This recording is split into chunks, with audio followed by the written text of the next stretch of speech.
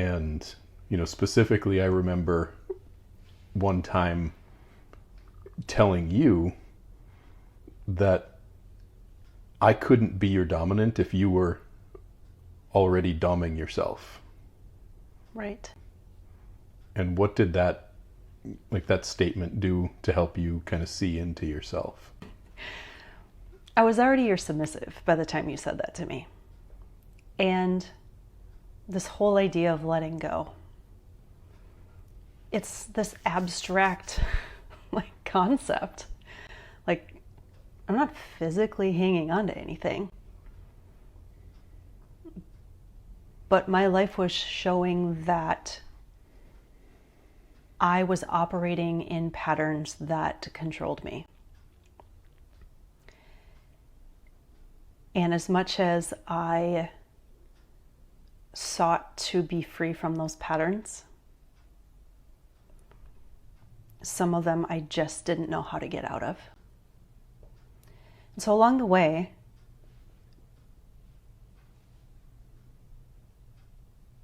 you said that comment to me, and it kind of was a wake-up call, I guess, that of all the ways that I thought that I was following you, but I was still actually controlling my own experience.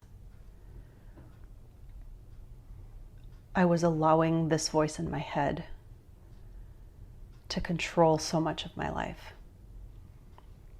all while trying to let you lead me.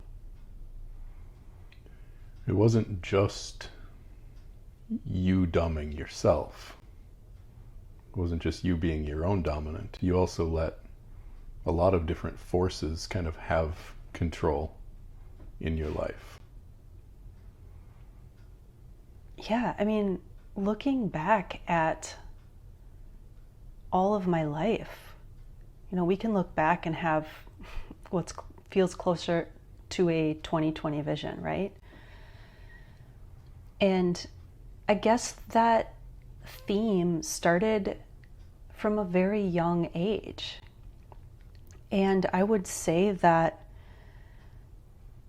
my first experience of that would have been religion,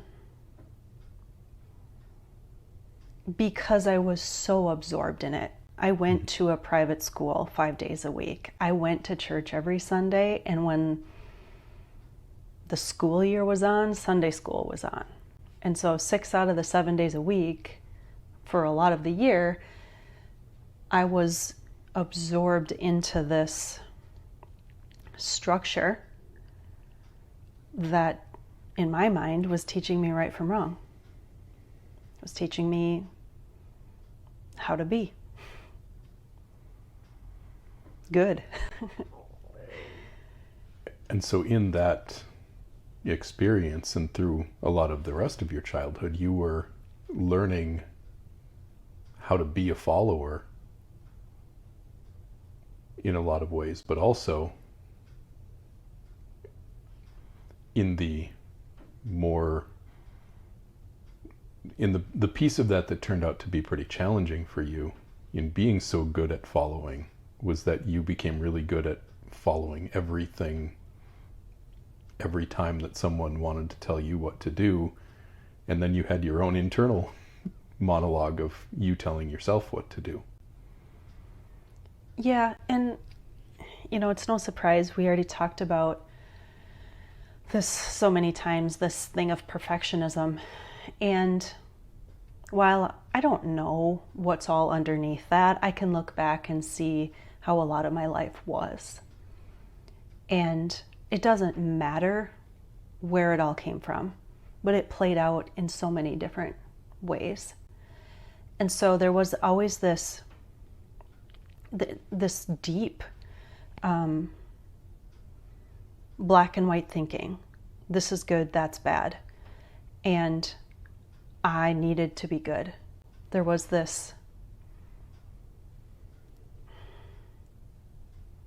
deep need to be accepted. And it seemed like in my life, the only way that I was accepted was when I was following the rules,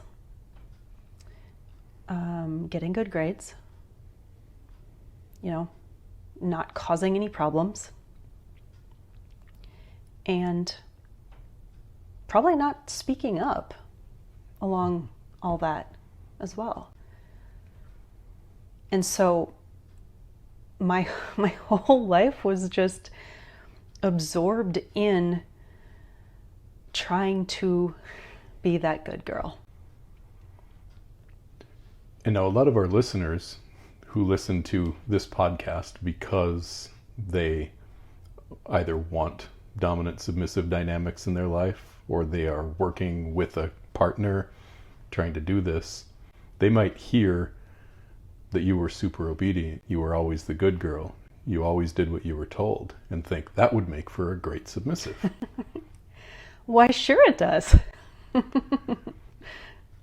It does, and it doesn't at the same time. Exactly.